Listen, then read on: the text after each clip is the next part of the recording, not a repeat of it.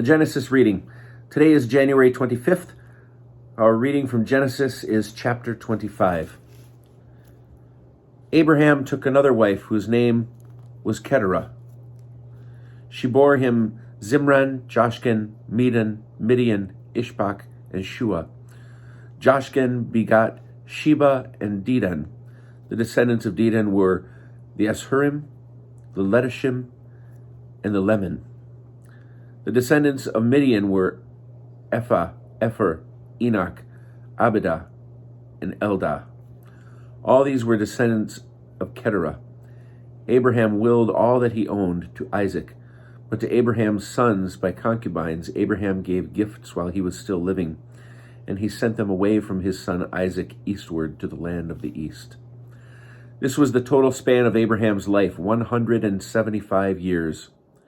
And Abraham breathed his last, dying at a good ripe age, old and contented, and he was gathered to his kin.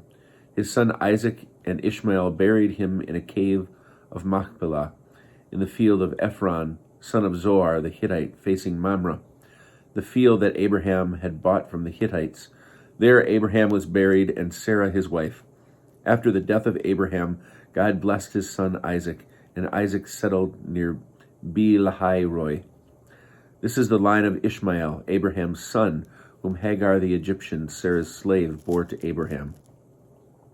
These are the names of the sons of Ishmael, by their names in the order of their birth. Nebaioth, the firstborn of Ishmael, Kedar, Adbeel, Mibsam, Mishma, Duma, Massa, Hadad, Tema, Jetur, Naphish, and Kedma. These are the sons of Ishmael, and these are their names by the villages and by their encampments, 12 chieftains of as many tribes. These were the years of the life of Ishmael, 137 years. Then he breathed his last and died, and was gathered to his kin. They dwelt from Havilah by Shur, which is close to Egypt, all the way to Assur. They camped alongside their kinsmen. This is the story of Isaac, son of Abraham. Abraham begot Isaac. Isaac was 40 years old when he took to wife Rebekah, daughter of Bethuel, the Aramean of Paddan Aram, sister of Laban the Aramean. Isaac pleaded with the Lord on behalf of his wife because she was barren, and the Lord responded to his plea, and his wife Rebekah conceived. But the children struggled in her womb, and she said, "If so, why do I exist?" She went to inquire of the Lord, and the Lord answered her, "Two nations are in your womb, 2 separate peoples shall issue from your body. One people shall be mightier than the other, and the older shall serve the younger." When her time to give birth was at hand, there were twins in her womb. The first one emerged red like a hairy mantle all over, so they named him Esau.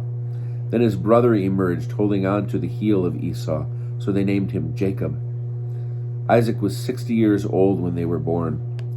When the boys grew up, Esau became a skillful hunter, a man of the outdoors, but Jacob was a mild man who stayed in camp. Isaac favored Esau because he had a taste for game, but Rebekah favored Jacob. Once when Jacob was cooking a stew, Esau came in from the open famished, and Esau said to Jacob, "Give me some of that red stuff to gulp down, for I am famished," which is why he was named Edom. Jacob said, "First sell me your birthright." And Esau said, "I am at the point of death, so of what use is my birthright to me?" But Jacob said, "Swear to me first." So he swore to him and sold his birthright to Jacob. Jacob then gave Esau bread and lentil stew. He ate and drank, and he rose and went away. Thus did Esau spurn the birthright.